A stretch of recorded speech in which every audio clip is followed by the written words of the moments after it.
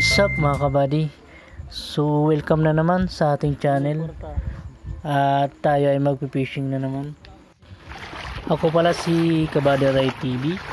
At good morning sa inyong lahat mga kabady. Fishing na naman tayo. Sunday fishing. So bakawan yung namin, spot namin mga buddy oh. Kasama pa rin natin si Sir Chard TV Vlogs. Hello. Yan oh. What's up, Kami naman dalawa fishing session. Try natin dito maghunting ng bugaong mga buddy. Alright.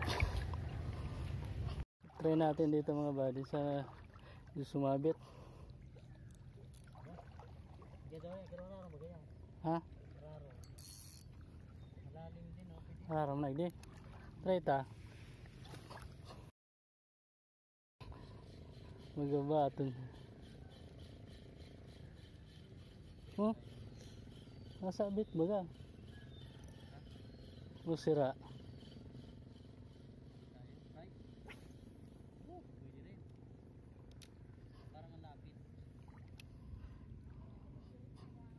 Cuts. Mga buddy. Yun.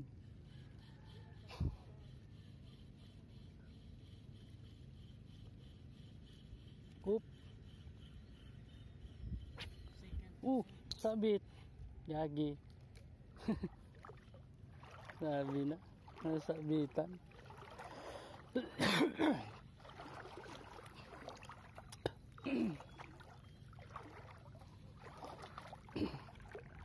Sumabit na agad mga buddy.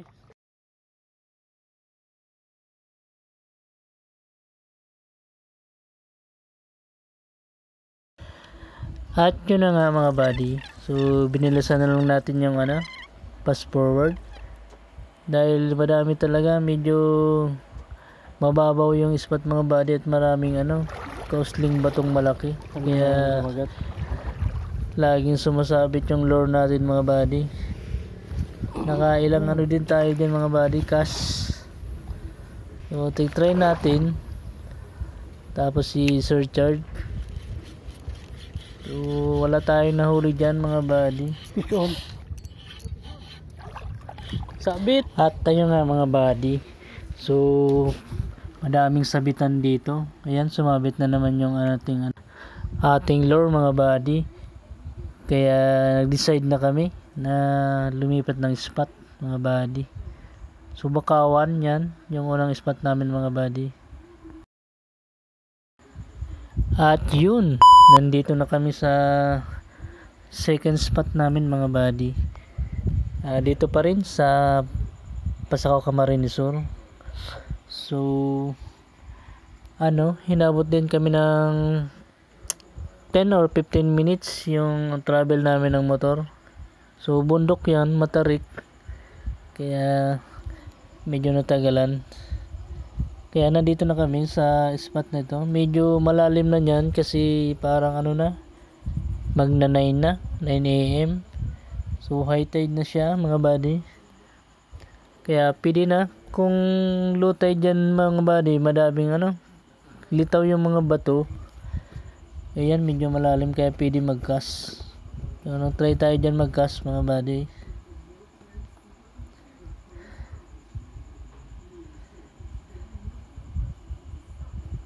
Ayun.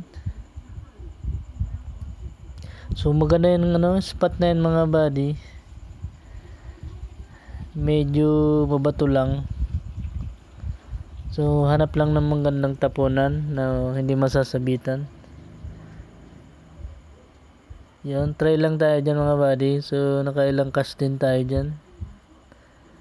Bali yung spot namin dun sa dulo, sa may mga bato mga buddy. So baka sakali kami sa pangalawang spot na to ay makahuli kami.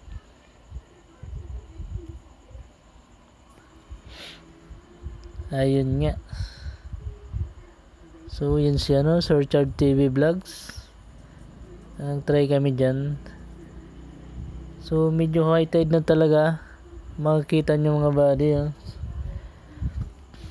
So, nag-try pa tayo dyan. Baka merong kumagat.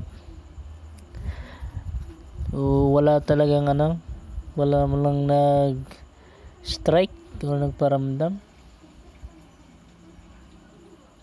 Kaya maya is nag-decide na kami na pumunta doon sa dulo, mga buddy.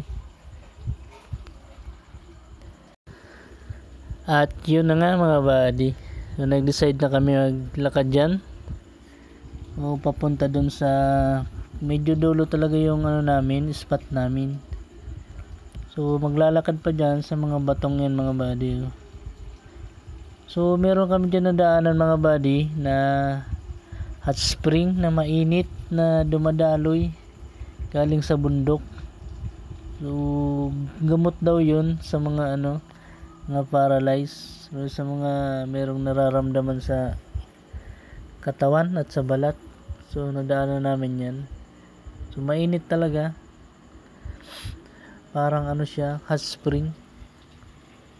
Siguro kaya tinawag yung beach na yun sa unahan, mga buddy, na mainit beach, kasi may hot spring. Ayan, naglakad na kami, decide na kami ni Richard TV Vlogs. Ayan, papunta dun sa dulo, mga buddy. Yun ang spot namin. Kaya abang-abangan yan, mga buddy, kung makauli ba kami. At naglakad na nga kami, mga buddy, patuloy sa paglalakbay. At maya ay may nakita kami sa dulo, mga buddy. Nangangawil din, dalawa, pero may gamit silang rod at na traditional yung isa. Medyo may nauna na sa magiging spot natin.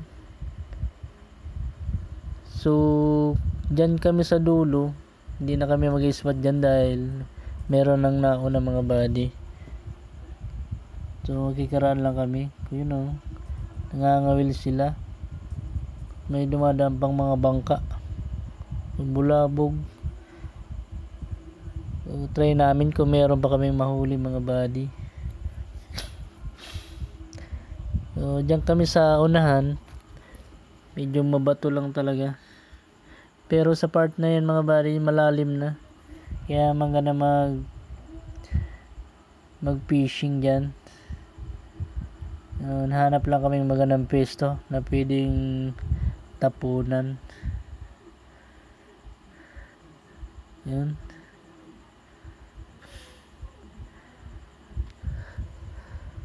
So hindi kami nagtagal dyan, mga buddy, dahil wala kaming baon. Siguro mga 2 oras lang yung cast namin dyan, dahil uuwi talaga kami ng tanghali.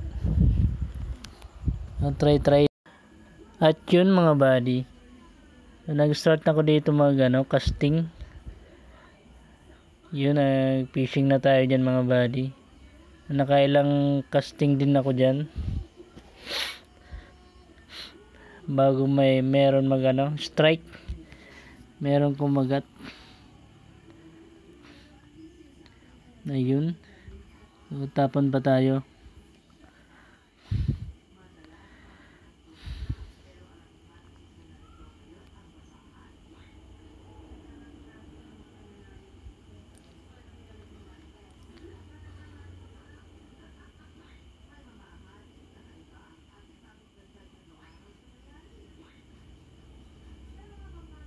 Ayun, mga buddy, meron na nag-strike, piston. So kinain siya ng blue line grouper or peacock grouper. Good size. So yan yung unang isda natin, mga buddy. Yun, gandang isda. So sa pangalawa naman natin, mga buddy, so meron siyang nag-strike. Yun, balo, guys, malakas yung balo na yan. So tinamaan natin sa tagiliran, sa tiyan. Sobrang tumatalon-talon, kaya yun, na-unhook, mga buddy, sayang. Nako, sarap sana yun, kilaw. Yun na tinignan natin yung line natin. So na-damage mga buddy. So pinalitan natin yan. Delikado pag mayroon ng kumagat na malaki. At yun mga buddy. So nag-snack kami dyan. So nagutom kaming dalawa ni Sir Chard. May baon kami dyan tinapay saka tubig. Yun after natin mag-merienda. So nag-fishing na naman tayo. So shorecasting na naman tayo dyan mga buddy. So try natin dyan sa may bato. Okay. Ayun, nag-ready tayo. Baka sakaling meron naman kumagat. At madagdagan yung grouper. Yung lapu-lapu na nahuli natin kanina. Yun, nagkas tayo mga buddy.